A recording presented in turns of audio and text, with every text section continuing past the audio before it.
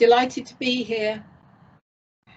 So the issues with our tissues.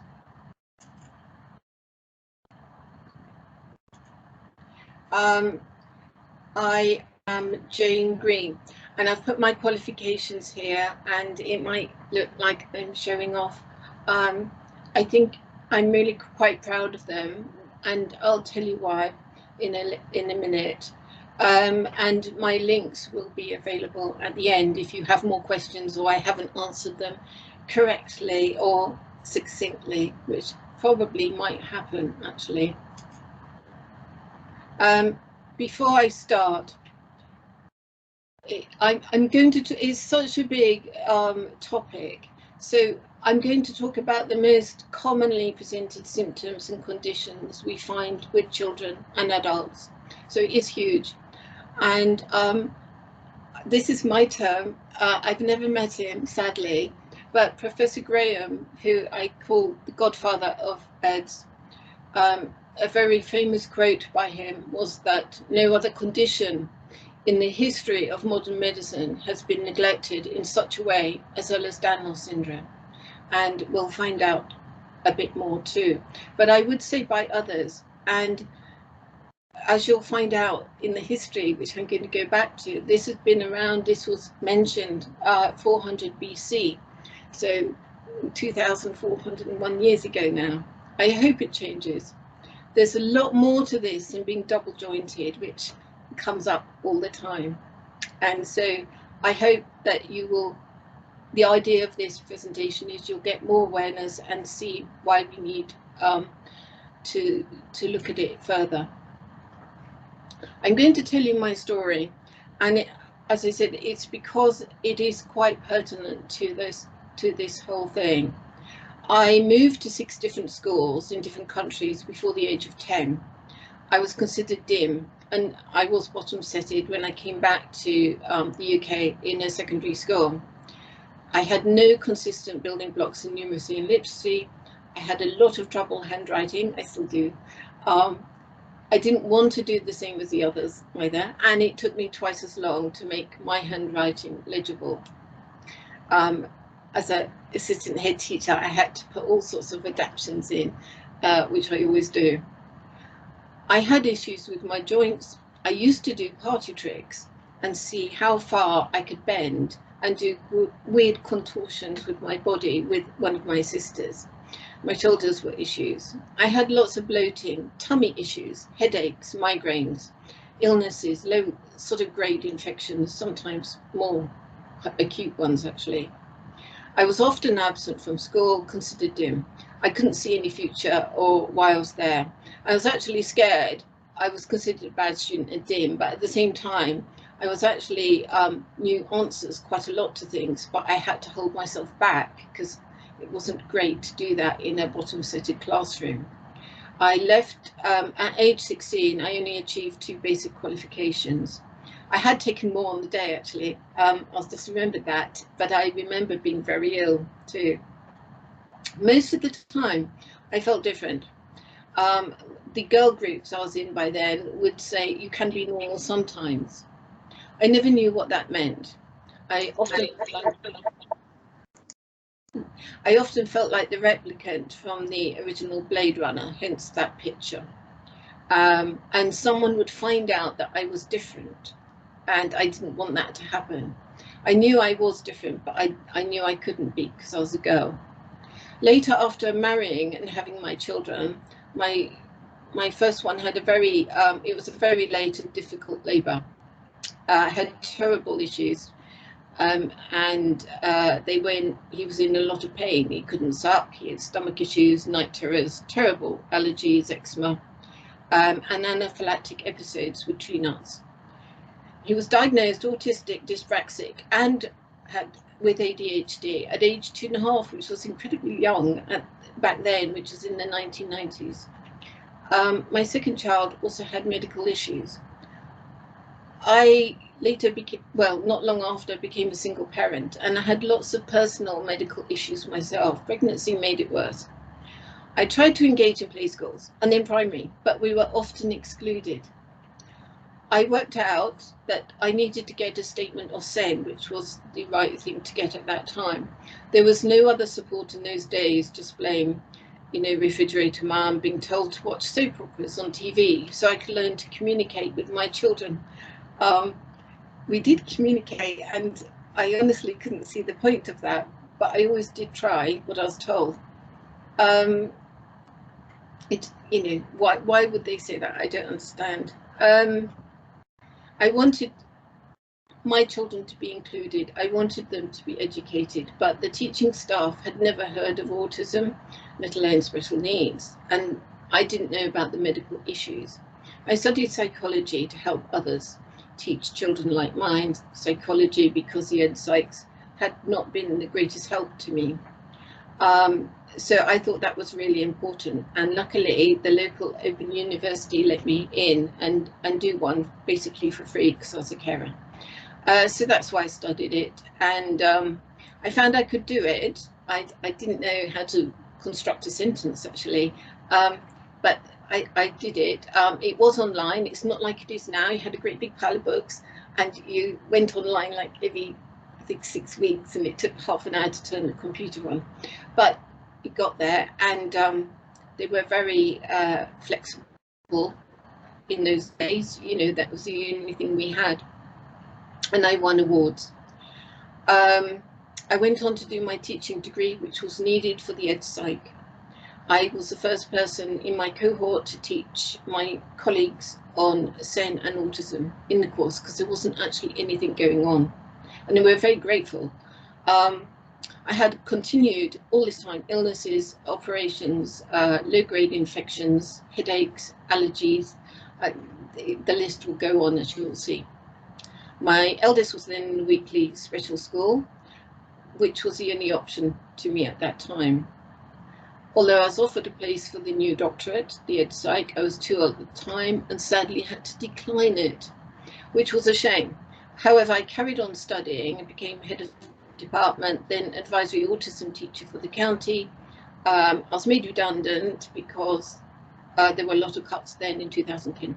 And also I didn't know how to do the sort of consultation when you're made redundant. I'm quite literal sometimes. I steered the Autism Education Trust model, social model, across the Southeast. I was the lead educationist for the largest autism charity, and also nationally did other things with local authorities. I became assistant head teacher and worked across London as well. So basically I worked in all phases of education, from primary to HE and special and academies and free schools. I was always struck at how some pupils with other diagnoses were very lax in tone and muscle and had other issues. Oh, so many were similar. There was something similar going on. Often wearing glasses, often had trouble with handwriting, always had, seemed to have diagnoses of dyspraxia, and fidgeting and ADHD and so on. But it was always put down to this. I continued my postgrad in child development and then my master's while I was working. It was then I realised I wasn't dim, that imposter thing. I really am not dim. I thought I did have physical issues. I know the amount of times I've been in hospital and A&E, but I wasn't believed because they seem to come out of the blue and you can't literally, as far as they were concerned, dislocate shoulders, knees, or ankles. I mean, that's really difficult to do, but not for me. Also, the other thing is I would always try and work, and it takes away the pain for me. But I would be coming in with crutches and splints or whatever, and the leg would be really, really painful, but I wasn't in every day. Say I was commuting to London. So 2 days later, I'd be in again, limping on the other leg because that had taken all the weight. And they would literally laugh at me and think I'd just forgotten which leg I was meant to be limping on. And so that disbelief just carried on, really. I had to retire in 2015. I then got my EDS diagnosis, which at that time was EDS 3. I was delighted. I thought, finally, I've got something rather than bendy lady written on my notes and not knowing what was happening. What I didn't realise, the minute you get your diagnosis, you're discharged. There is no care diagnostic pathway for this type, which became HEADS. I didn't even do social media then. I was quite ill. So I started Facebook media, which is, at my age, by the way, I was 53 by then. I didn't know what it was, but I saw a lot of people with my condition and not knowing, and I couldn't believe this happened. Unfortunately, I got very ill. I couldn't eat at all. I had really bad allergies, vomiting flares. I couldn't even breathe. I was sent for tests, and this is key. They always came back negative, as there were no tests for these conditions, and therefore in the medical world, if you come back negative, you're fine. Or positive. I mean, there was no result. My children didn't know what was happening, and as I've said before, they did ask me if I was dying, and I literally had no answer or explanation, and they obviously were worried. By that time, I had about 7 consultants and various medications, and it stabilizes, but you do get flares. In 2016, I went for my autism diagnosis, although I'd been told it wasn't possible because I was an educated, professional, middle-aged woman with children. But I did get my diagnosis, but I left with no support. And again, I thought that was wrong. So I have now found many other people like me. I know I'm not dim. I started a social enterprise called SEDS to actually fund, because what we need is ongoing maintenance. We don't need 3 weeks or 6 weeks, one item of one joint or one specific area only. We're all joined up. It seems really basic to me, but we need to. I always believe in joining up, and so this is why SIDS is here, and I do this voluntary. I think it's really needed. I think this is the right time to do it. I see so many people of all ages, mainly girls and women, but we do have men, desperately ill, some of them, some not so much, some can work, but the disbelief goes through without. So we have a lot of trauma, and at the moment I'm quite tired. I've been helping 3 very ill young women, one very ill, and it can be life limiting. I sit on the Social Institute for Excellence Co-Production Board for many years, co-panels with NICE, other orgs, the diversity equality groups, and I'm the first autistic trustee there. I sit on the Carers Charity as a trustee locally in my county, as I'm also an unpaid carer as well and disabled, a sandwich carer actually now. I'm the policy lead for training autism health in time for autism in Sussex, which is going to be really exciting. Theme advisor for NEAR, and I sit on the OMMT wage, these are acronyms, I'm so sorry, Strategic Oversight Group and co-chair, which is the mandatory autism health for autism and learning disabilities. So I led the content for the first the first hypermobility school toolkit for Ehlers-Danlos and joint hypermobility syndrome. This was published in May. This was my passion. This is what I wanted to do. I didn't have the reach myself, and I was delighted that EDS UK support funded this. And I can't tell you the amount of messages and emails I get from parents who literally are crying as they write it, or they're crying for their children who hopefully won't go through what they went through. Okay, so this is why I'm doing this now. We still have a way to go, sadly. We know not everybody has all diagnoses with hypermobility. I would say anecdotally, from my experience with groups, is about 65 to 70%. And I would say that the children we see in school now who are not believed, who are ill, but you can't pinpoint, or injured, are tomorrow's chronically ill adults. So According to various researchers, Ehlers-Danlos was first noted by Hippocrates in 400 BC. So the nomads, the Scythian warriors, they had very lax joints and multiple scars. Their flabbiness and wounds meant they were unable to use their weapons. And their main problem in warfare was the hyperlaxity of the elbow and shoulder joints. So the bow and arrow they were useless, basically. Chinokobov also mentions patients with dislocations and hyperextensible skin, stretchy skin, in 1892, particularly a 17-year-old with epilepsy and joint skin differences. There's a picture there. The clinical features in that picture, the three graces, suggest hypermobility syndrome as well. And Paganini probably had a version of Ehlers-Danlos, maybe Marfan's, I don't know, and he's not alive now, so I can't say.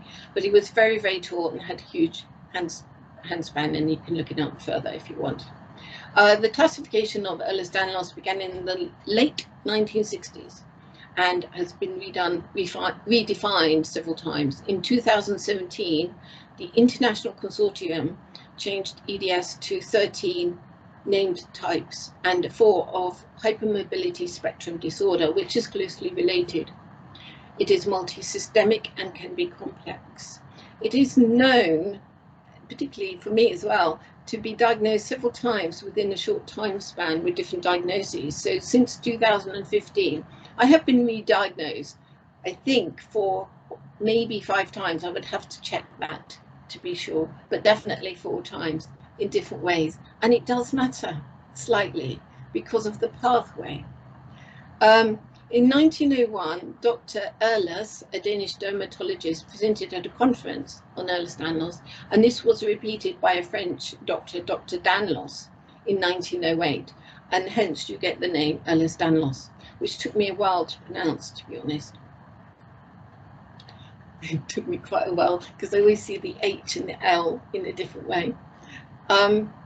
So there are lots of acronyms, and I'll probably just abbreviate it to hypermobility or EDS, but you have EDS, joint hypermobility syndrome, hypermobility spectrum disorders, and symptomatic hypermobility.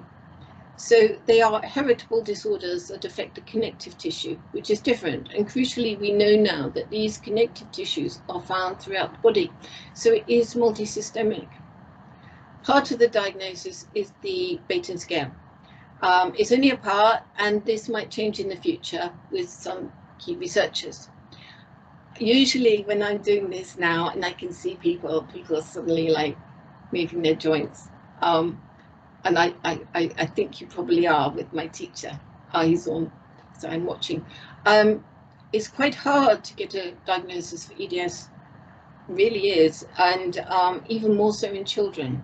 So we know that children are hypermobile naturally from birth. I mean, that's they put their hands right over the head and so on, legs and so on. So that's why it's probably more difficult to diagnose unless they're very ill and have other issues. But also sometimes it might not be good to give them a label that could affect them in a way. I can see that argument, but then again, I can see the other argument, and I think a diagnosis is very useful to have. The most common type of hypermobility is HEDS, hypermobility Ehlers-Danlos syndrome, and about 70% of EDS is HEDS, or hypermobility spectrum disorders. They are closely related. This is the only one that does not have a diagnostic test, unfortunately. Hence, you get a diagnosis and you're discharged because there is no care diagnostic pathway. And the fact is, it affects every part of our body. It's multisystemic, so you might end up with a huge range of consultants, doctors, practitioners in different hospitals, all the same hospital and different departments, and they don't talk to each other either. So the diagnosis is made on clinical assessment by a relevant clinician and previous family history. There is no test at all. They look at various things, so it's not just a Baton score, and please look the classifications on the EDS Society, and they look for tissue and skin extensibility and pain and hernias and so on, and musculoskeletal problems, obviously. So there are many associated conditions, and we're going to look at that now. But I have mentioned connective tissue, and I need to explain a little bit more about that. It's found throughout the body in specialized areas like the joints, cartilage, muscles, nerves, nervous system, in bones, blood vessels, basically throughout the body, ears, eyes, so on. It can be passed on, the gene, whatever it is, the gene, by both females and males from just one parent, if dominant, or recessive, by both parents. If it's recessive by both parents, it's usually more severe. Connective tissues help attach, stabilize muscles, internal organs, blood vessels, as I said. It surrounds our cells and is also found inside our cells. It gives strength to each individual cell and allows our cells to function properly. It also is now associated with affecting the cardiovascular autonomic system, the gastrointestinal system, and mast cells, which I will explain later. So the connective tissues, which are not a disease, the key protein there is collagen, a couple of others. So it is that protein that leads to differences in the connective tissues. It means our connective tissue is more lax and, if you like, bendier. But there are different types, and it affects different people in different ways. No one person presents in the same way at all. So it is often quoted, and I've said this if you've seen me talk before, and I'm not going to stop. Connective tissue is the equivalent of building a house with cement, holding the bricks and so on together. If mixed in the right quantities, the house is stable. But if some is in the wrong quantities, you will have a really wonky house. Bits won't hold up as well as others. And it will be really unreliable with winter and summer and different temperatures, and then different conditions. You put different furniture in, and the weight, you're loading it down. And if the main structure isn't right, what happens inside the house with the electric and waterworks? Boom, basically. What happened to me? I'm just going to talk briefly. As I said, there were 13 different types, and I'm just going to talk about the other two more, the rarer types, but the most common of the rarer types, I suppose, which is SEDS and then VEDS. Vascular Ehlers-Danlos syndrome is a rarer, and you can see the prevalence there. It is a gene mutation affecting a major protein, but it causes a weakness in the vessel walls and organs. So this condition is characterized by aneurysms, which is a bulge in the artery, rupture of the bowel, possibly rupture of the womb during pregnancy. There is a diagnostic care pathway, because this is life-limiting, absolutely needs care from day one, and managing and monitoring the condition improves the outlook a lot. So that's really good in that way. And then you'll have classical Ehlers-Danlos, which is SEDS. And again, the defective protein is collagen. And, you know, a lot of people ask me, and probably other people too, shall I take collagen pills? Shall I order them online or take powder? There's no point, because we just make more of it. We just sort of metabolize it and make it into wonky collagen. So sadly, that won't do. The skin in classical Ehlers-Danlos is really stretchy everywhere and fragile, and has significant bruising, splitting, and atrophic scarring, which is quite wide scarring, quite marked. So some of our connective tissue is weak, and it makes our tissues weaker, and then therefore we're less able to keep our joints in the right place, in a stable range, and we need extra muscular effort to keep you know, moving or even sitting. Sometimes our joints are not formed right. They're very shallow. They just don't look right. They don't move right. They don't feel right. So you can get arthritis after a lot of dislocations, but you can also get what we call subluxations, which are part dislocations of the joint. Even if there's no dislocation or subluxation, we are more likely to tear fibers in the muscles and tissues, and these are quite painful and hard to manage when there are a lot of them. Possibly due to our lax connective tissue, our muscles are working doubly hard just to keep us upright and together.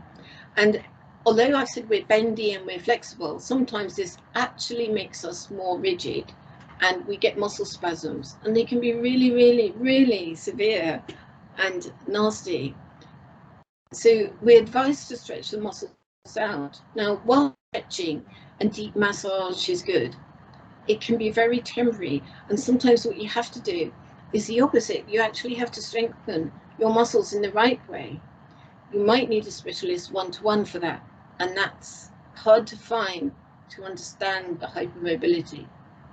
And that way, some muscles can actually learn to relax because they're completely turned on all the time, and you can't sleep or anything, and the other ones aren't working at all. Sometimes the ligaments attached to the muscles can't do the whole job, so they tear as well. Pain and discomfort is just part of our everyday experience. We also get sprains, which take much longer to heal than a broken bone, which we tend to do less frequently because we bend, basically. Once you sprain a joint, it is quite common for the part to never fully recover. I'm sure a physio or a specialist will know more than me there, but it seems to never actually fully recover and needs a lot of support, particularly if left untreated. We also get tendinitis, tendon ruptures. That can be really severe. Tendinopathy, plantar fasciitis, lots of things with the feet go on, because often we might have flat feet, or we have very, very high arches. Like a lot of us are dancers, or were ballet dancers in particular. And although it's really high, because we're so lax, it can actually go really flat and all collapse. Often we don't sit or stand in the correct posture because it's quite hard work. So particularly you'll see children sitting in the W position, or when standing, including myself, we tend to hyperextend our knees, which is lock the knees backwards, or sort of hang on your hips or pelvis because it seems easier. And sometimes we sit in weird positions. I'm trying very hard to keep still at the moment, but we often have to fidget and move around because I don't feel my muscles or where I am. And I know I always sit in this position where you have one leg under the other and you sort of twist round if I don't check myself. Bursitis or trochanteric bursitis is a big issue for what seems like a small tissue, and I think it's called trochanteric pain, but so many of us suffer from that, and it can be a very long-term thing, and it's difficult to manage, it seems to be, for medical practitioners. So these are just some of the parts. There's a lot more, and I'm not saying everybody gets this. I haven't even touched on neck issues there or anything else, but that's much longer. So these are just some of the symptoms you can see in the list. As I said, everyone's unique and presents differently, and we also flare, so it comes and goes with some things. But I think if you've got other diagnoses as well, this is very difficult because, well, I'll explain more about the pain later. So these are some of them. I don't know if I need to list them all now, actually verbalize them for you, but and these are just a few that come up regularly with my members and myself. And I think you can see here that it's just much more than joints. So many things. because it's our whole body with the environment affecting us.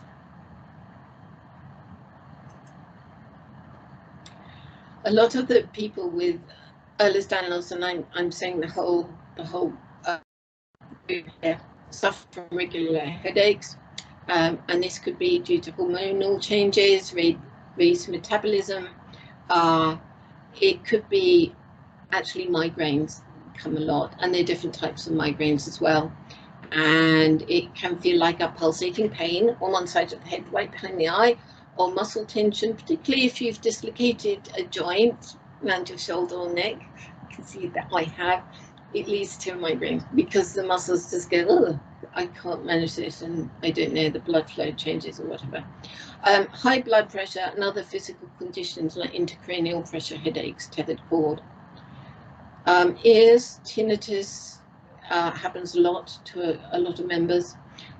Probably, I don't know, but possibly instability of the bones in the middle ear. We are unstable, so it makes sense that the little bones in the ear are not stable. And maybe hormones as well, like progesterone, which I'll talk about later. And temporal mandibular jaw joints are very common, and it is and neuralgia. I really empathize with the people suffering with that. So the sleep issues are all affected by these as well. So you might say, well, why haven't we seen people with this? Well, it's considered a rare disease still, and I think that's because, so in the public domain, the people who've never heard of it, where I talk to on meetings and so on, I've never heard of it. I don't know anyone with that. Oh, but I've got this symptom, I've got that symptom. I can't tell you the amount of times that comes up. I don't say anything. I just say these are very common symptoms and so on. And, you know, the light bulb might light up. I don't know, but it seems to quite a lot now. But it is considered a rare disease, and I would argue that it's because it's rarely diagnosed, and it's actually quite common. But until we get more diagnosis, it will be considered rare. And if you think about it, with other diagnoses, like 30, 40 years ago, say autism was considered rare, and now it's common. Hypermobility is equally found in boys and girls. So just because there are more girls and women on Facebook groups doesn't mean it doesn't happen. I do wonder that it might be a Facebook thing. I don't know. It's something to talk about. So boys and girls are equally affected as children. And I mean, it can be equally found, and equally affected. But girls and women are more symptomatic, particularly as they grow older, and I'll go on to hormones later, but particularly from around the age of 15. So for children, as I said, they rarely get a diagnosis. They're often termed symptomatic hypermobility or joint hypermobility syndrome. Sometimes Ehlers-Danlos syndrome, and it might be a particular rare type, of course, which will definitely get a named diagnosis. Or they just don't know.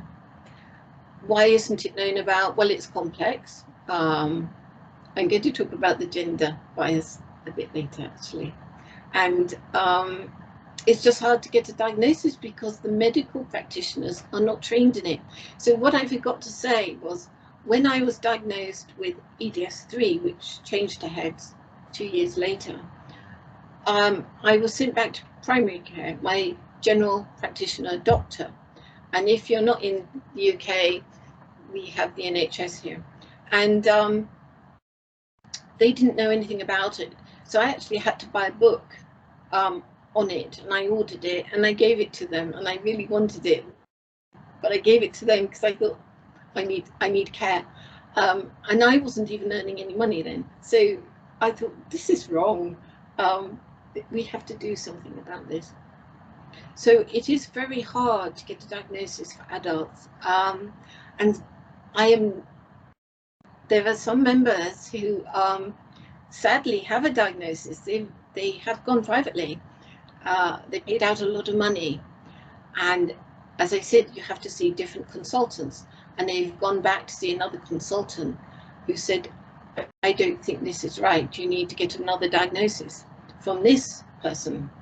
And we know that this person might not believe in Ehlers-Danlos syndrome particularly well. And this is going on right now. I don't understand why it happens, but the trauma it causes people is unbelievable. And that's what I'm here for, that we believe them, even if you don't have a diagnosis. Because why would you make this up? This is not pleasant. One of the very, very common symptoms or conditions we have is something called, well, I'm going to call it ME, because I can't see the word right now at the moment, and chronic fatigue syndrome. So it's extreme tiredness. It doesn't get better after a night's sleep. It varies in severity and flares. It really is like a weight of heaviness, so you can't even open your eyelids. I would describe it as concrete, again, going back to the house, I've got concrete in my head, being squeezed inside my veins really, really slowly and heavily, and it makes my limbs incredibly painful and heavy. So some of the reasons for fatigue, this extreme tiredness, could be, and there's no one definite answer, due to our lax connective tissues. Our muscles are really working doubly hard just to keep us upright, so that will make us tired. The ligaments attached to the muscles are tensing up, and the wrong muscles are tensing up all the time. So that could be one way. Something called postural tachycardia syndrome, which I will talk about, occurs in about 70 to 78% of Ehlers-Danlos people. Some people don't have a diagnosis of what we call POTS, but have dysautonomia. And so POTS or dysautonomia can mean inadequate blood flow. So there's less oxygen delivery to the brain, which could be a contributor to brain fog and tiredness. It could be trauma from infections and viral issues. It could have started after puberty, so it could be hormonal, trauma from an accident, or from a viral infection. So we don't know. It could even be intracranial pressure, and cerebral spinal fluid leaks can cause this as well. And it could be medication, because I remember I was a bit like a zombie taking medication at times. So all these things, plus we know histamine is a huge thing with our sleep, restorative sleep. So all these things can affect our fatigue. Just checking the time. Gastrointestinal issues are very common. I won't go into them too far. To be honest, you could do probably a whole week with specialists on this area, but these are just some of the things, particularly gastroparesis, because it's often confused, and there isn't a clear explanation to our members. Lots of people I know, young women, particularly if they have other diagnoses, they're put on a pathway where it's considered a mental health issue, or due to these members are autistic, something called ARFID.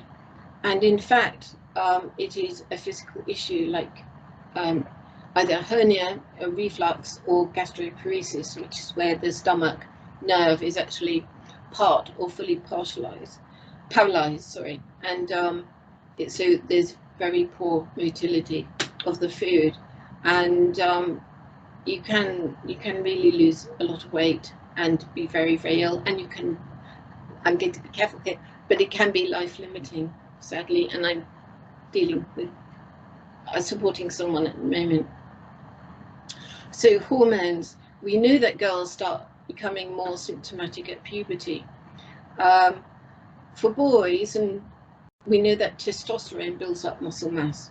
So the muscles keep our musculoskeletal ligaments, bones together, so it overcomes the natural tendency of laxity.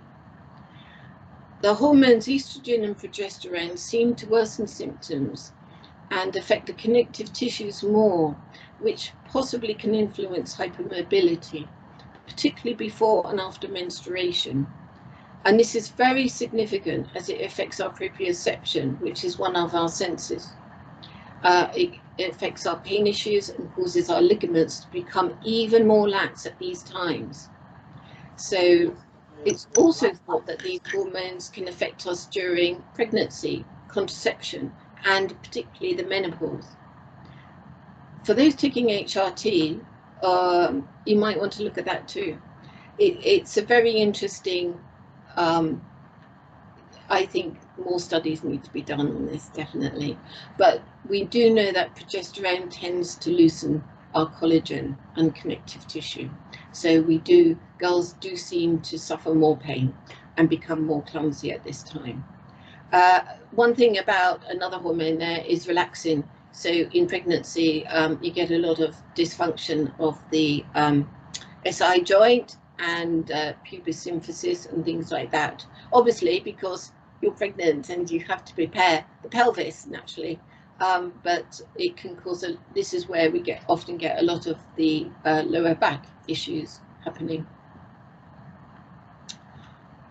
Dysautonomia, I've mentioned slightly POTS. Dysautonomia, well, I'll mention POTS again in a minute, but dysautonomia is much bigger. It just doesn't affect Ehlers-Danlos people or hypermobile people. It affects a lot of different people, but it does seem to affect us quite a lot. It describes the autonomic nervous system not working correctly. So I'm going to call that the ANS from now on. The ANS does its business basically without us having to consciously think about it, like heartbeats and digestion, bladder control. And the sympathetic system does the blood pressure, heart rate, and is responsible for our fight or flight responses. So in response to any perceived threat or response to the body, like a life-threatening situation. So for me, this used to be, when I said this last time, and it was true, the big black hairy muscly spiders, and I would get a sort of increased adrenaline to deal with that threat. Low or high blood pressure, increased heart rate, trouble breathing, and so on. So the sympathetic nervous system either overloads or over-responses and adds too much adrenaline, and this leads to fluctuations in the heart rate and blood pressure, as well as the breathing and the gastro issues. So you can get all that in one go. Sometimes, though, this threat is over-responsive and happens from everyday issues, not like a big hairy spider or a lion. It could be words used by someone. It could be an activity that brings back a memory or trauma. It could be, so PTSD is a key area for us, as I've said, with medical trauma, but also other areas as well. And it also affects our heart in various ways during our sleep, so we can get a lot of palpitations, and it can also cause constriction of blood vessels, so as in Raynaud's syndrome or phenomenon. The interesting part here is that the sympathetic nervous system actually can, with this added adrenaline, mimic symptoms of anxiety. It mimics to show maybe this is an anxiety disorder, but in fact it's physical. So I'll talk about that again later. For me, I can feel it when it's happening. I hear it and I feel it, and I've talked about this in an article. It's like a whoosh. I didn't know what was happening many times. I do now. I can't stop it happening, but I can lessen it, and the fact that I know what is happening inside my body really helps me. So I took part in a sort of non-drug physical anxiety trial, and the vagus nerve is part of the parasympathetic nervous system, which deals with rest and digest. And it could be that issues with intracranial hypertension, also due to the location of the nerve around the 10th cranial nerve, affects about 15% of patients with EDS, and so instability can also affect this. I think I've got 6 minutes. So POTS is a subset of dysautonomia. Predominantly affects females, but not all. As I said, I do know boys with it. The main symptoms, hence the pictures, are from lying down to sitting up. You get very dizzy, weakness, lightheadedness, palpitations, breathlessness, brain fog. You're tired, you might get a headache, you might feel nauseous, you're cold. You might have vision, blurry vision, bowel issues, kidney issues, or low plasma issues. And then sitting to standing is usually a key one, the heart rate. And you can look on, I've put down the charities that do more on those issues. So I would look at those if you want. Hormonal changes seem to be part of the issue. So we know it's mainly affects females between 15 and 50 years. I do not have a diagnosis of POTS, but I do have symptoms of dysautonomia, and I think almost definitely, had I known this or it had been known earlier, I might have been diagnosed when I was younger so many times. I also get a lot of hyperglycemic attacks. In fact, those are slightly increasing. So you have to be quite regulated and managed with extra salts and fluids and sugars for me, sometimes caffeine. Interoception.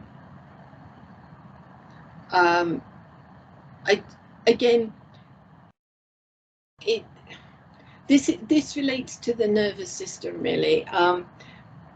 So it relates to our physical health of the body, the mental health, and the emotional functioning.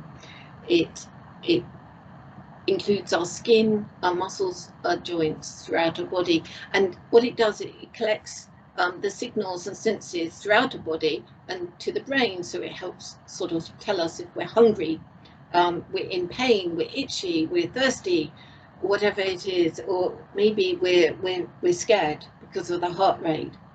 So sometimes the nervous system and interoception are not working as well as they should be. So we don't get these signals back that we're in pain.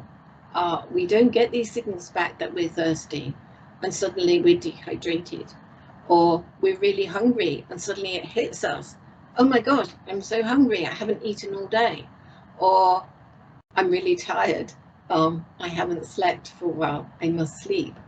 And the same with heart rate and fear. We don't realize that a really, really racy heart, particularly as children, and sort of sweaty skin and tense muscles actually means we're really scared and fearful of something. And also, if you have other diagnoses, if you're neurodivergent, it might be really hard to express that. So there's a sort of double effect going on there. And one study has shown that hypermobility influences the autonomic nervous system, and that in turn affects the interoception sense.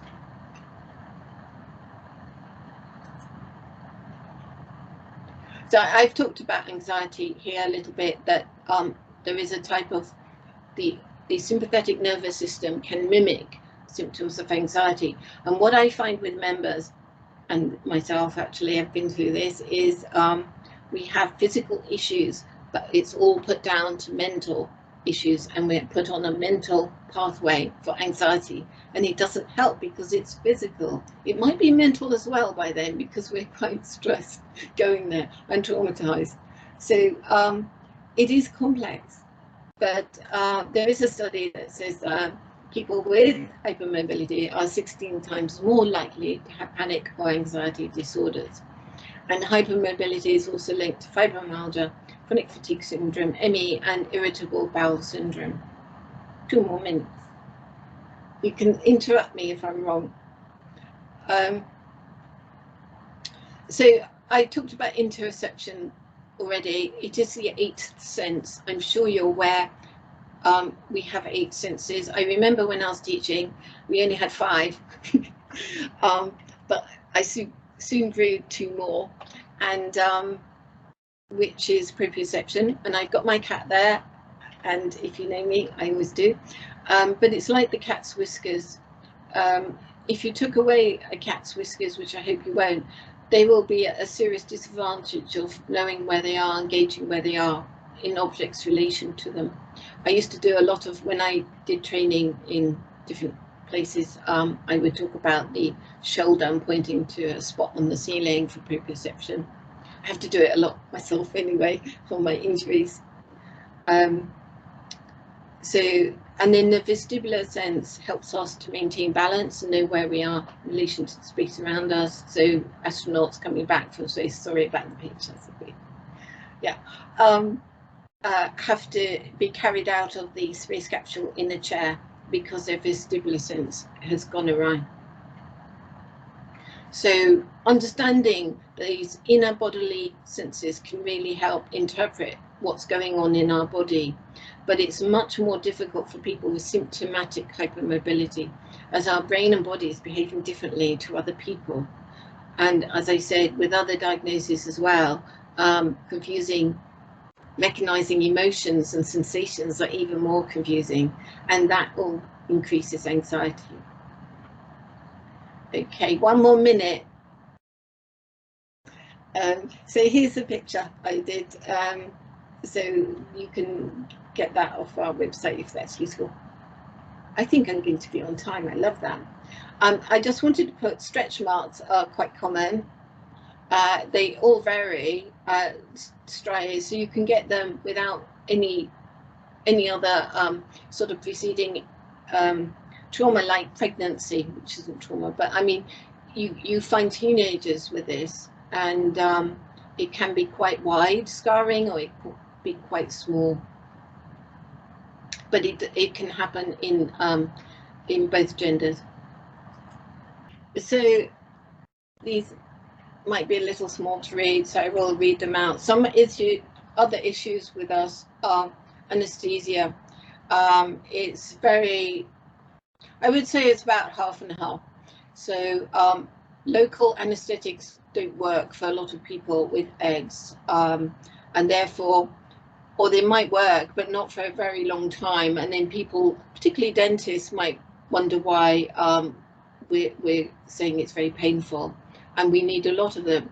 I find it flares, so sometimes I need about six of them in one tooth, or it works straight away, but other people it doesn't work.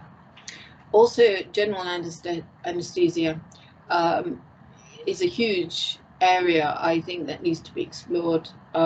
We react quite differently to the drugs, and because of dysautonomia, our blood pressure can really drop very low. And this means when you're having operations, which I tend to have quite a lot, the anaesthetist gets quite worried because our blood pressure is so low, so they pump more and more drugs in, which actually, so we wake up completely with a migraine for 3 days as well, and everyone's really, really worried, and we're really, really dopey when we come around because we've had so much of the drugs, and it seems to keep happening. We also can have reactions because of mast cells, which I'm talking about too. We have a lot of nose and throat issues. Again, it might be laxity of the little bones and the ligaments and so on, but also due to allergies. So we get a lot of rhinitis and things like that. Oh, the other thing about anesthesia I forgot is epidurals. So if you are pregnant or having a different operation, they might not work. The other thing is when you're we often have blood tests because we're often lacking in certain minerals or vitamins and or different things. A lot of my members and other members, I'm sure, have what we call wiggly veins. They seem to move or ghost-like. They're all different names that members give them. So as soon as the poor practitioner is trying to find it, it wiggles away. And these members come back with all these different bruises all over, like they've been beaten up on the arm, but it literally, they bruise a lot, and because we're stretchy, they just seem to wriggle away. I actually have a different type where it actually gushes. Too much information. Right, dental issues. We're bendy, and we have differences in enamel. I remember feeling very blamed by dentists at one point for my eldest's enamel, and being blamed. I gave them sugar all the time and I didn't brush their teeth, and it wasn't true. We can have really poor enamel, and we have poor gums, and inflammation, which we have a lot of in the body that affects us, can affect and give us gingivitis. It causes cracked teeth. It's quite common. And don't forget, if you've got an issue and you're having a crown or a root canal, the actual roots of ours can be bendy as well, and that can make the dentist really cross because they have to do extra work. I remember one being really cross with me, and it was what can you do about it? So these are all different things. You can have issues with your eyes, dry eyes, I think it's blepharitis it's called, irritation, and as I said, you can get blurry vision, which is really painful due to dysautonomia. Hyperglycemia, I did mention before, so you feel like, so many times I have been checked for diabetes, and so have many other people, it comes back negative, and then you're discharged again. But we get, it feels like, I suppose, a diabetes attack. I do not know, but you need sugar. You feel very hot, sweaty, fainty. You will faint. I will faint if I don't stop and sit down and take on some sugars and liquids and salt. And a lot of people are very prone to hernias and prolapses as well. And that makes sense if you think about the connective tissues being weak, and you put more pressure, as I said, in the house, having a baby or eating or anything, you are probably more likely to have internal prolapses. I recently, well, not my last operation, but the operation before that, had an operation inside, and the consultant was really excited, which is not good, because afterwards he said I was translucent, which means my tissues are very thin inside. They don't see many of them. Of course, we wouldn't know unless you are told. Allergies. I did notice this a lot with the pupils I was teaching and with my own children. And I know, having sat on panels with NICE and so on, and learning more all the time, and I'm nowhere near an expert. We do have a patron who's an expert on this. So there are direct allergies, and these are called immunoglobulin E or IgE allergies, and they are antibodies produced by the immune system. So if you have an allergy, our immune system overreacts to an allergen by producing these antibodies, IgE. And these antibodies travel to cells that release chemicals, including histamine, causing an allergic reaction. So usually this reaction is in the nose, the lungs, throat, or the skin. And each particular type of IgE has antibody has a sort of direct path to one type of allergen. So that's why you'll find some people only allergic to tree nuts, for example, and not other nuts, like so particular Brazil nuts, hazelnuts, and walnuts are a red area in this house. Not going near it. I've had horrific times with my children there, and I can't even have them in the house now.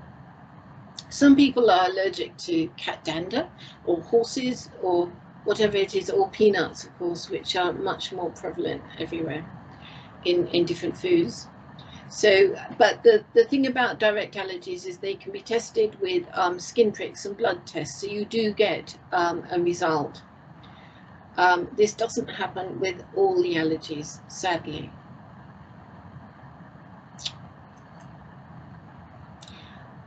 The other type is something called mast cell activation disorder or mast cell activation syndromes. And mast cells are allergy cells, and they're found throughout the body.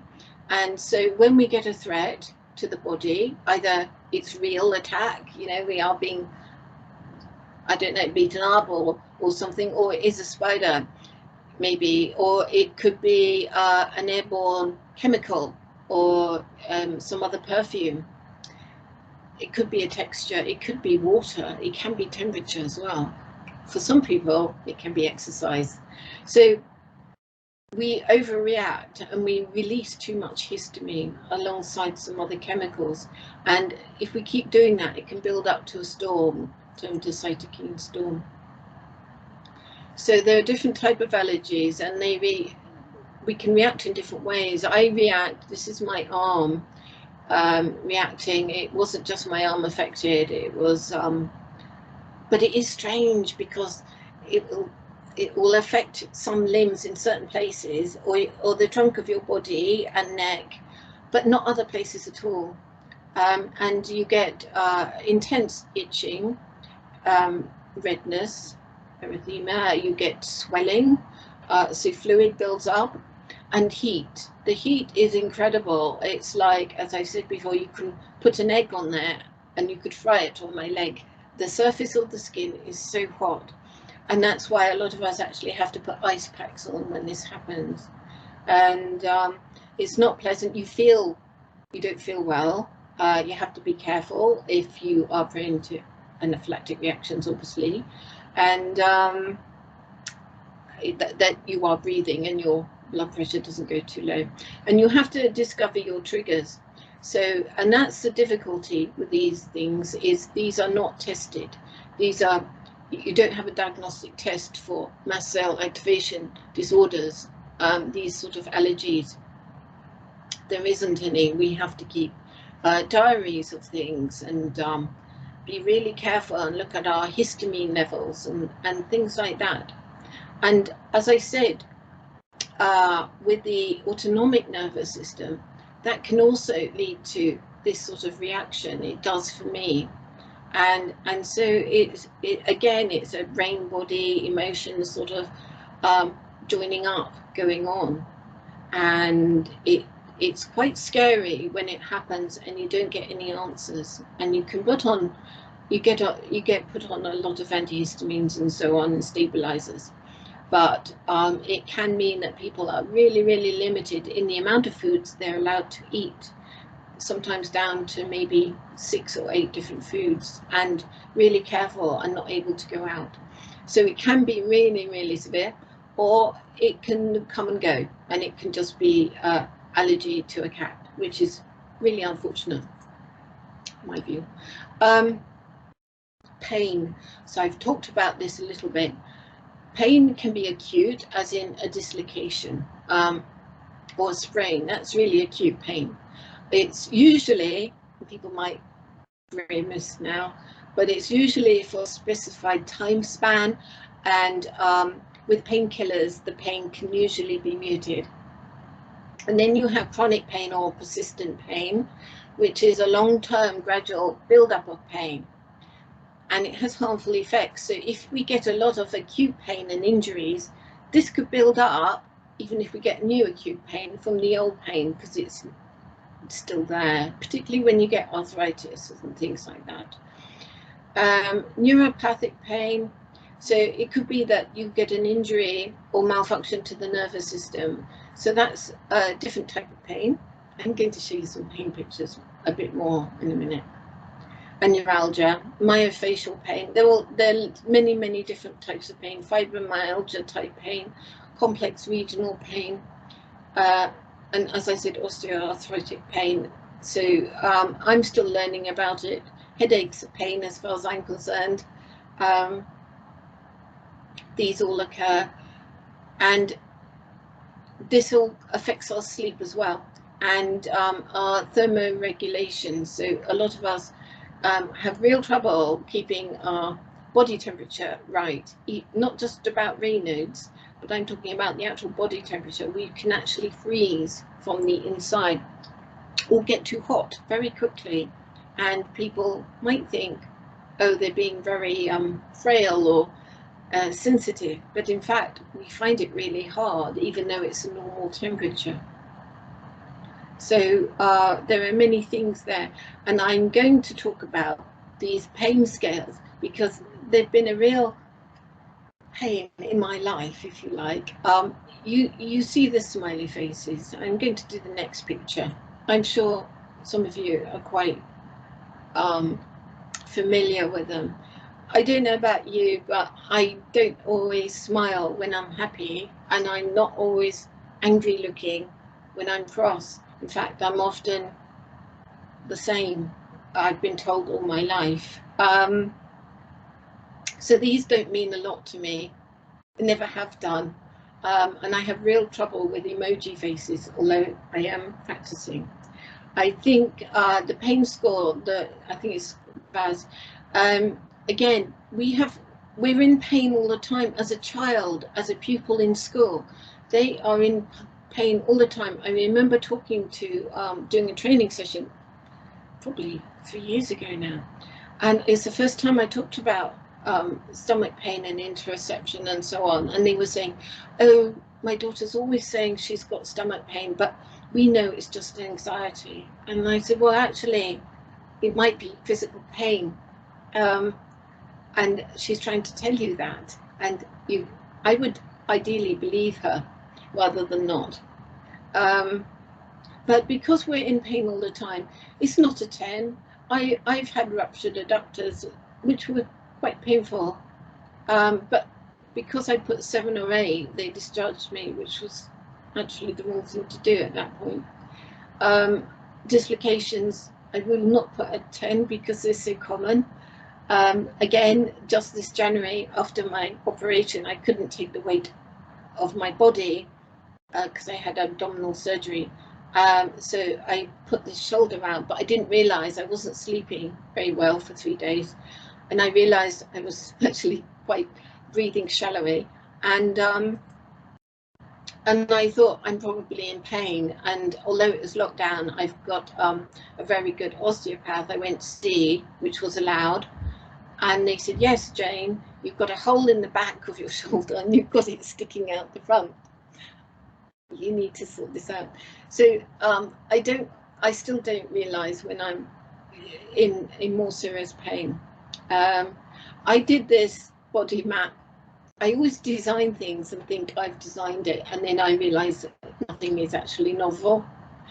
But sadly, so I did this with a key when I used to go and see consultants. This isn't today's one, it was an older one.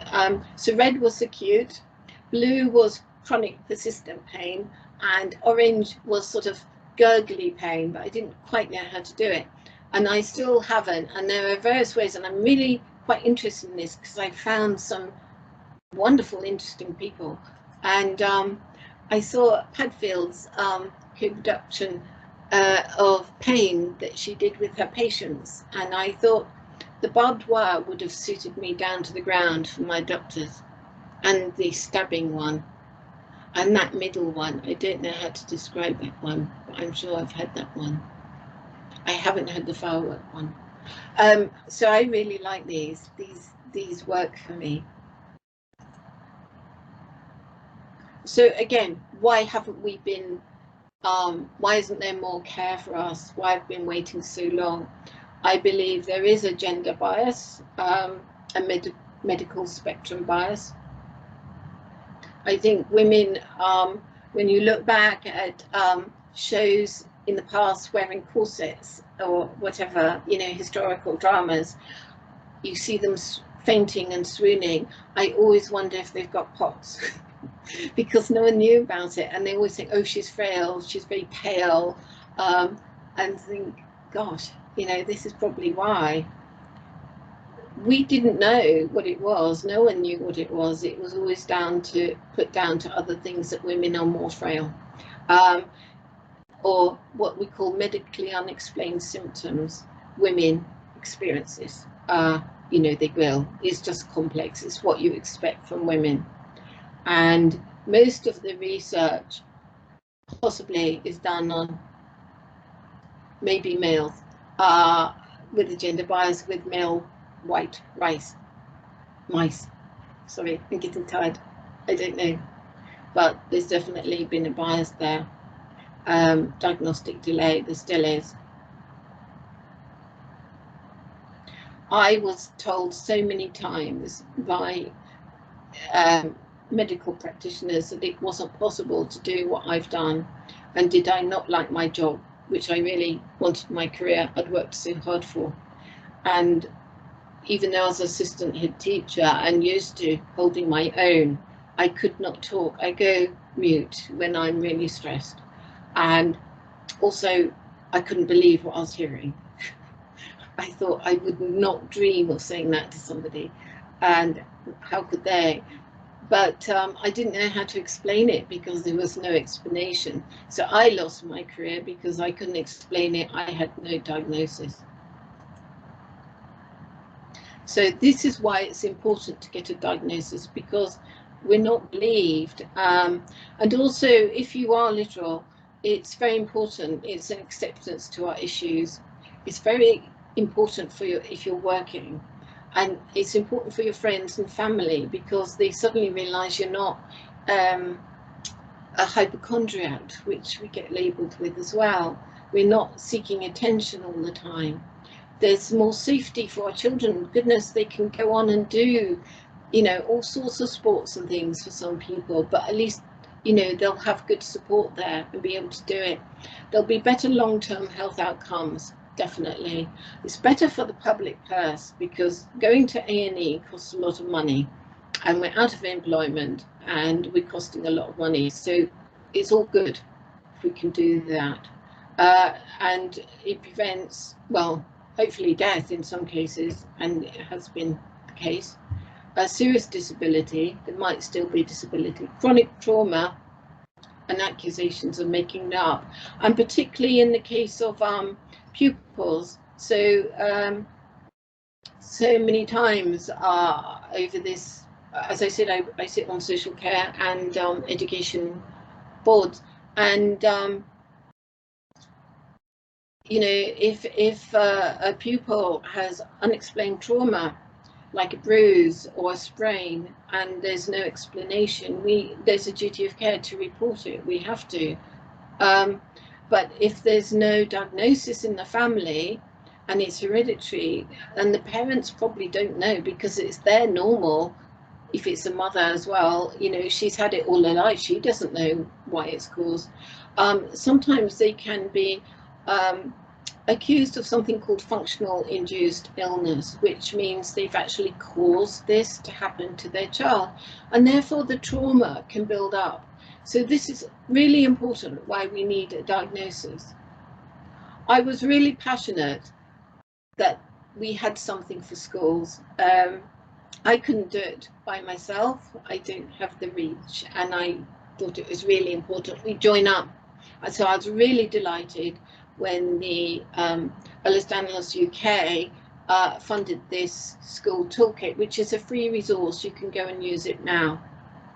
It's taken a while to do, I have to say, particularly in COVID year. It was quite tricky because a lot of teachers were obviously really stressed and really under pressure. So the bigger team that ideally was going to be set, and the bigger resources and all the other clips we had planned, were not able to be done. And I felt a bit mean, always asking them if they could spare some time at half term when they were exhausted. So it is more my content in places than perhaps I would have liked, but it was out there, and I can tell you the messages I'm getting, as I said, from parents is huge, and teachers and educators, because they want something there to show it's real, because even the teachers who do know about it say we can't tell anybody about it because we don't really have anything. So this is why it's so important, and it's been done by an educationalist.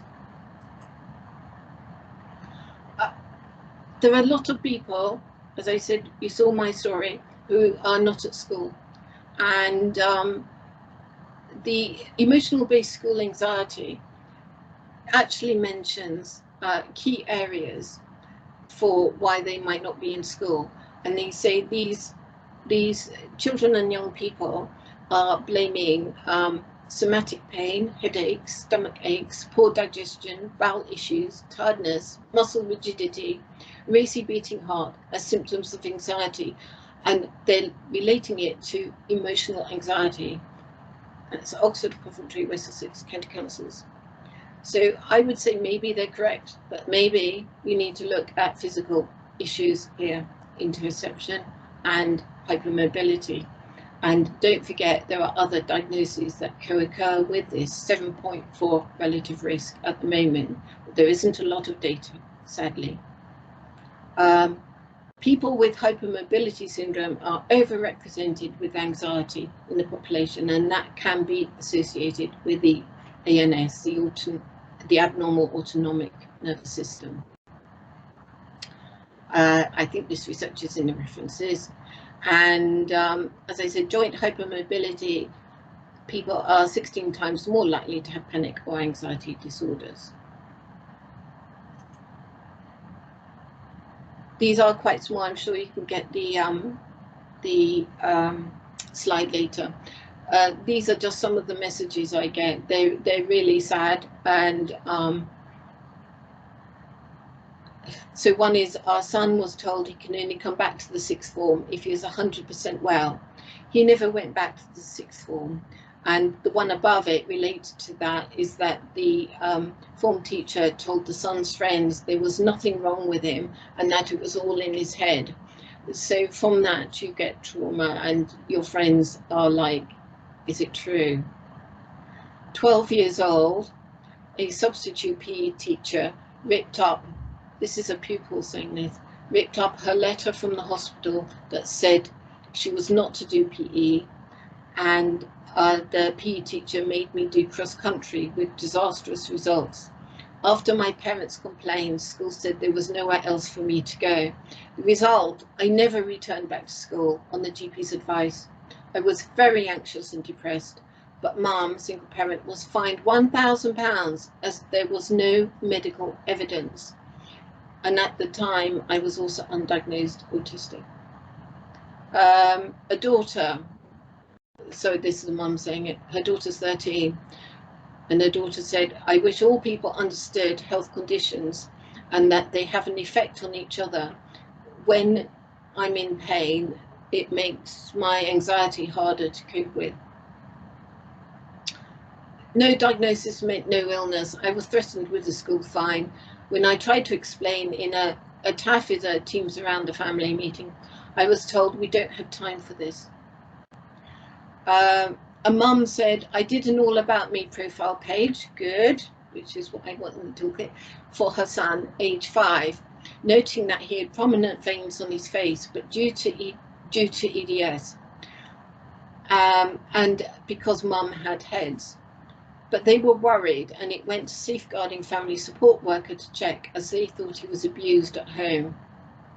He was excluded due to sensory meltdowns later on, and now attends a special autism school. There are so many more I could have put in, and still happening. So this is a school day.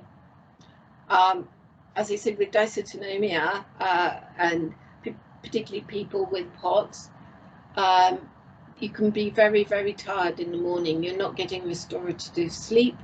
It takes a while to wake up. Alternatively, you might be very wizzy in the morning, but floppy. You might be fidgety. You might be dizzy. Headaches, anxiety, confusion, and so on. And so the bucket overfills, and I would just use that for employment days as well, and any other day. It just adds up, and that's why we get so much fatigue and inflammation.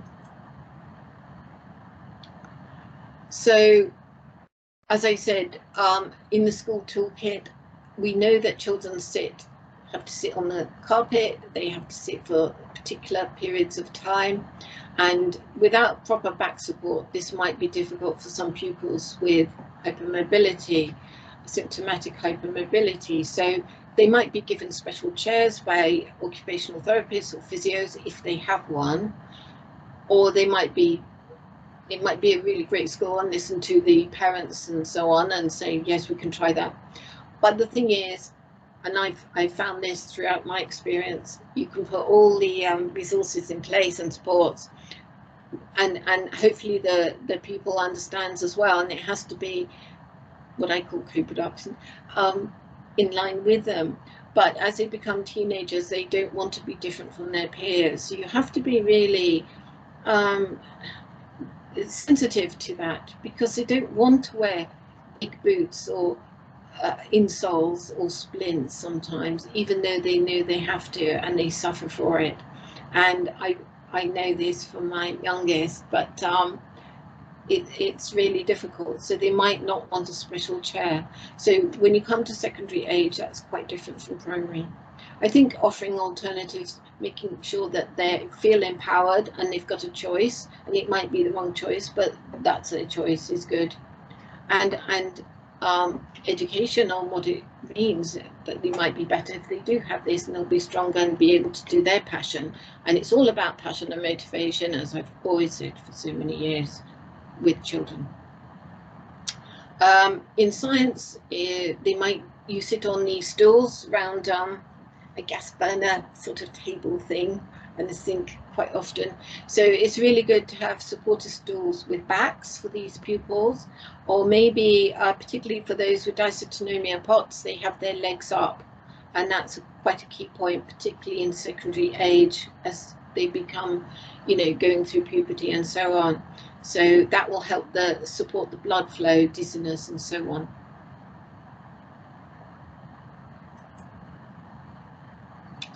When I was doing the training for many, many years, I did all the lessons, all the subjects for autism and other areas, and always the ones that came up were English and PE, and PE in particular for hypermobility.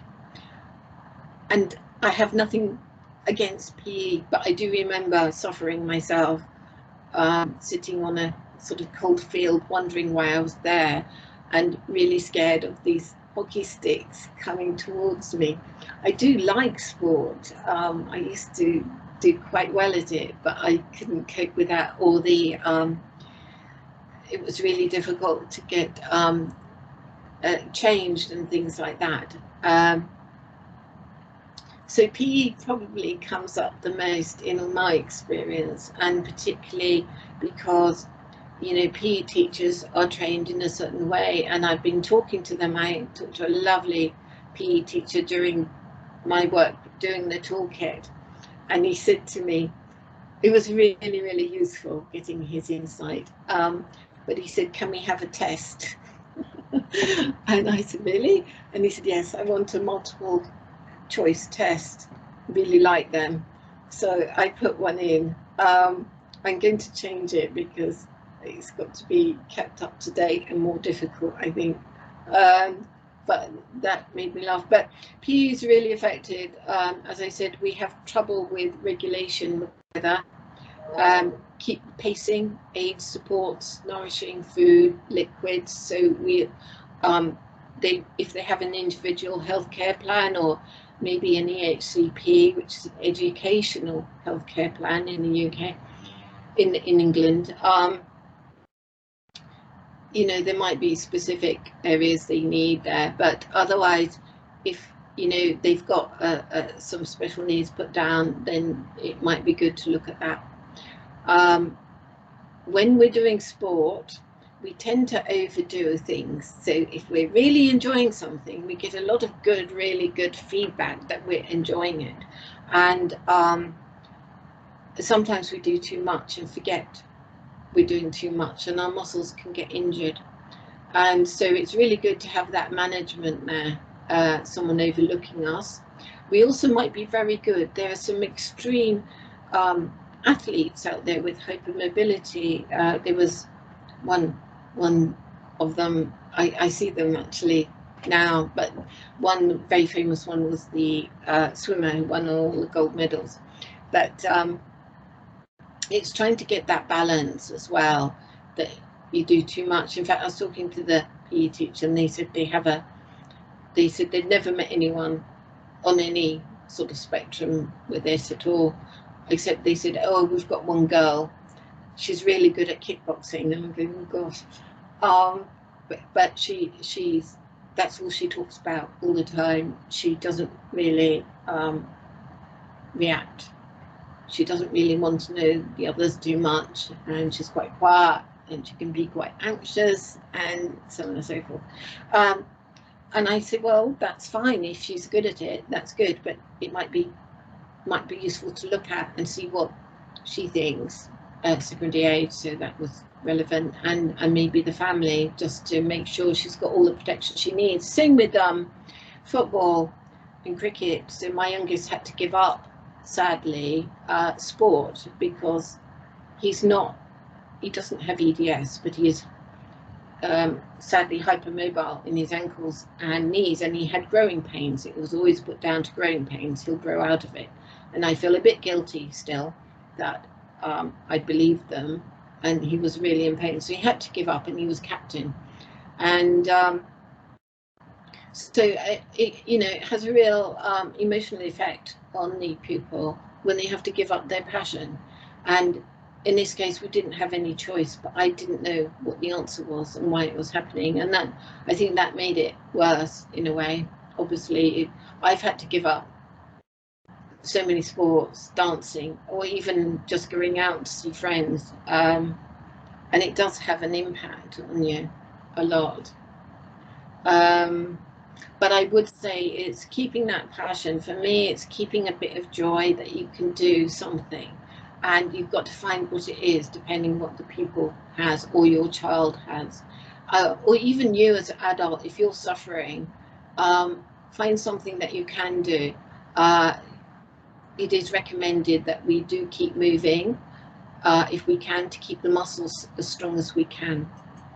Jane, I'm conscious we've got about 15 minutes left. It'd be great to have some time for questions. Yeah, all right, lovely. Look, that's the end. Oh, wow. Connective issues, think connective tissues. All right, thanks so much. So I've had a couple of people message me with questions, and if anyone listening also has a question that they'd like to ask directly, then that's really welcome. And if you either put your question in the chat or want to raise an electronic hand, but I'll start with these questions that have been sent. So first up, on the school toolkit, Jane, can it be used in other settings, or is it only for schools? It's a free resource, so you can look at it on the website. It's www.theschooltoolkit.org. So anyone can look at it. It's aimed at schools in the UK. I did have a wonderful Scottish teacher help me, and a couple of others from different parts. I did get some feedback from Wales, not a lot, but we were under a lot of stress.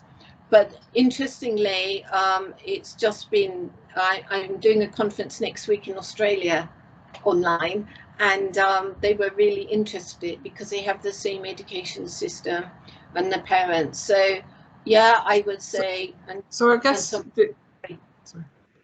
And I imagine this question has come out because this webinar has been funded by NHS England in the South East and South West and linked specifically to some of the care and treatment reviews and care education treatment reviews. So that's so I guess the question is, could it also be appropriate in kind of in inpatient environments, and where people, I guess they might also be education inpatient environments?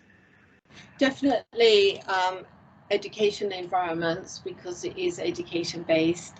I have lots of ideas for more training.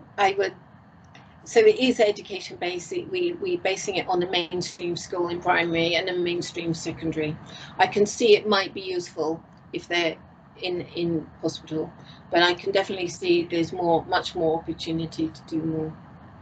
Okay, brilliant, thank you. So another this is my question.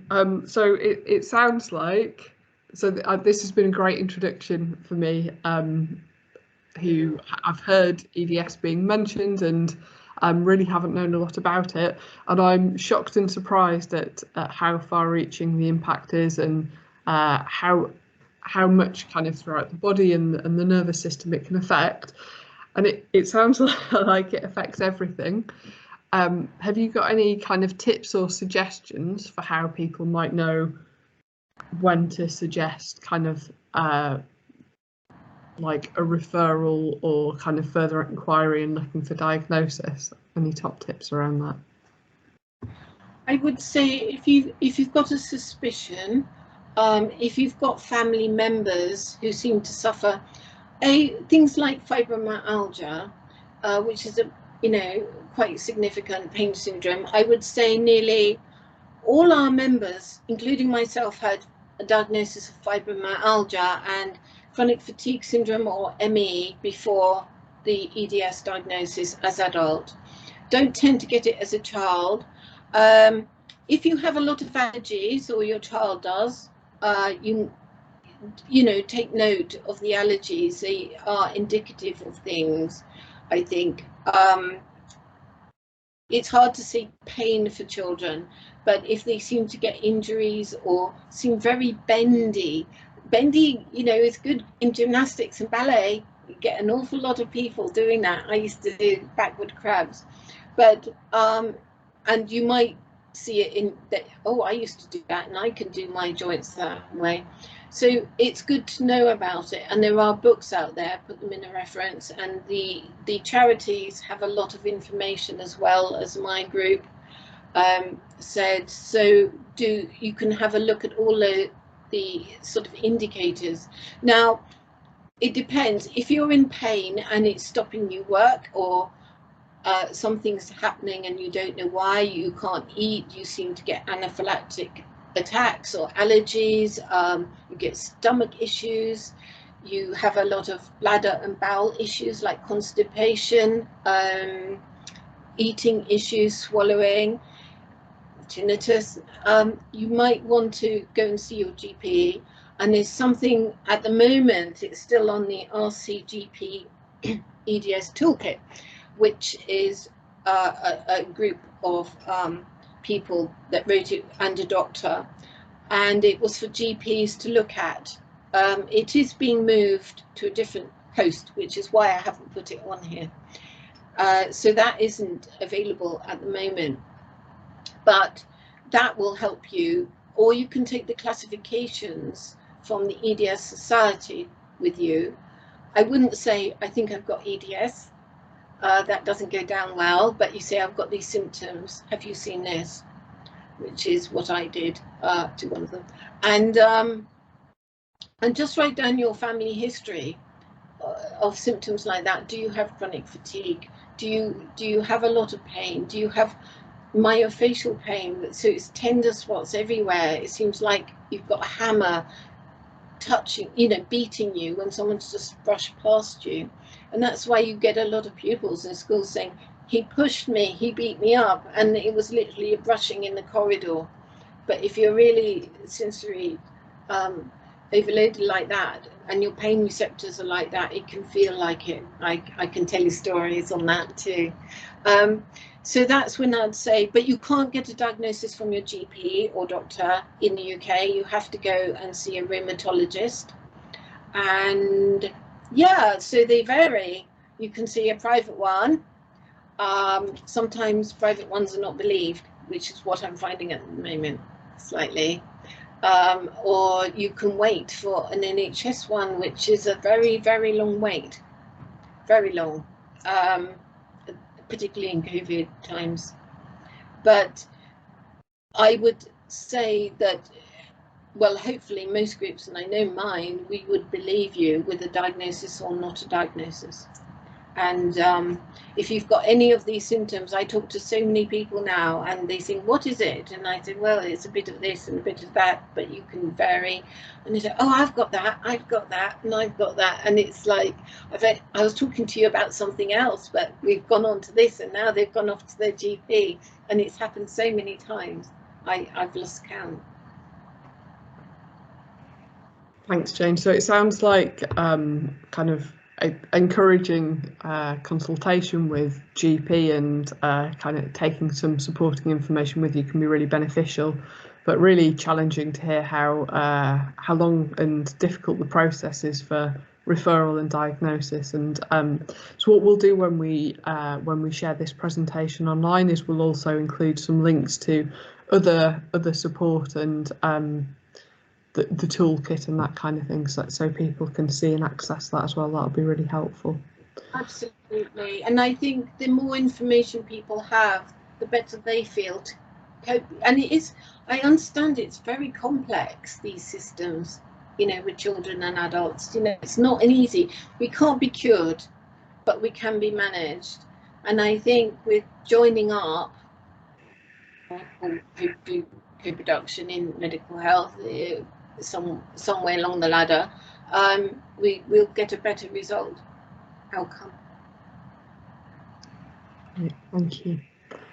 So a final call for any other comments or questions. If anyone would like to reflect on what you've heard, or ask any questions of Jane, now is your chance.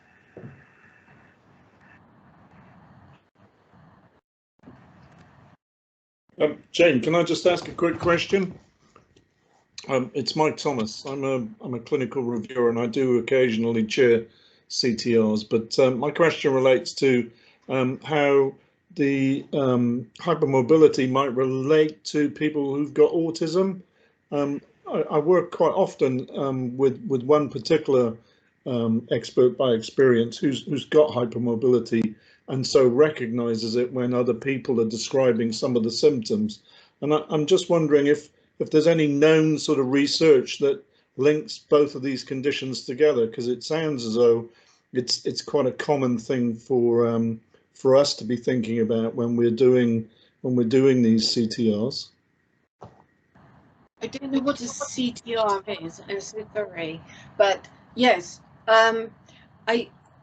as I said, it seems to be anecdotally, from my point of view, about 65 to 70% of my members are autistic or they have autistic children.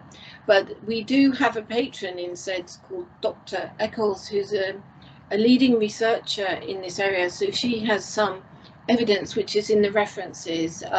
As I said, I think it's a 7.4 relative risk. There aren't many studies. There's a Swedish study as well that says that, and a few other bits and pieces, but there is not a lot, sadly. So there's a bit on the different charities. We need a lot more, but it seems to happen every time I talk to autistic people. They're coming out with these symptoms, whether they've got understand hypermobility or not. What worries me actually is when I worked in a learning disabled school for profound disabilities, I do worry now that, you know, they were in pain, and I've had some messages back. They're worried that their child is hypermobile and suffering gastro issues, but they're not able to communicate even with Makaton or anything. But they won't consider hypermobility because they've got too many other issues going on. Yeah, that was the thing I was thinking as well. Sometimes when you throw that question into the mix as well, it just sounds like it's going to complicate things even further. But yeah, thanks very much. That's been really helpful. Thanks, Mike. And we have a question from Mohammed. Yes, thank you, Jane. Jane, I don't have a question, but whatever I've been in your session, it's been very, very similar to my child. He's 18 and a half. He's been diagnosed age of 5, autism and joint laxity, and I'm still he's going to many different physiotherapy, hospital, X-ray, and what you call every single thing. I mean, I took him last week to the hospital. Now they're observing to rheumatology, so he's got very flexible joint, and he's got autism. And things is one of the things maybe you mentioned, and maybe I missed first 10-15 minutes. I was another meeting. I haven't had anything about the lotto. The muscle is very low as well. When he hand up, his muscle come very low, so he's very painful. And when he's young age, he couldn't stand up much, you know. So still he can't walk far. And if you give him a do some task, he kneel down himself and just try to do things. But he's very tall, nearly 6 foot. And something is quite useful to hear from you about EDS, because I never know much about it today. So it looks to me I have to go through very similar route. But I'm going to physio and rheumatology and all this for last 12-13 years, you know, but never come a solution. And all different kind of shoe and hand rest and everything he's using about is not working for him. So I think I will follow up that. Thank you for very useful information. Did you say your son was 13 and 6 foot? No, he's 18 and a half now. Oh, 18 and a half. All right. Yeah. And yeah, he's very skinny. He can't eat, and he's got the valve problem and everything. He's only 53 in his kilo weight, you know. Imagine how skinny he is. So if he's 18, he's an adult now. Because I was going to say a pediatric rheumatologist. Interestingly, my youngest was 6 foot at age 12. So hence the joints don't have a chance to really grow strong and stable. It does sound like you need this joining up. I would definitely look at it. There's some very good books, again on my reference, by Dr. Claire Smith. So I would have a look at that book. And as he's an adult now, it might be in your family, you know, this sort of thing, but those symptoms do not sound unfamiliar to me, sadly. Yeah, thank you. Thanks both. So a reminder of what's going to happen next is we are going to share this presentation on the website, and it'll be up with subtitles and that kind of thing, probably in a week or two. We'll include some links to additional information and some of the references and links that have been shared and mentioned. And thanks, Jane, for those, but also to other people who've kindly been sharing them in the chat. And we will send out a link to you we'll send a link out by email so that you can see it, either if you want to view it again, if you want to check out the links, or if there's other people who you think need to see this and you'd like to share it. Thanks everyone for attending, and Jane, thanks so much for your time and presentation and expertise, and for sharing your own experience. It's been great. So thanks very much. Good to see everyone. Thank you. Thank you. Bye.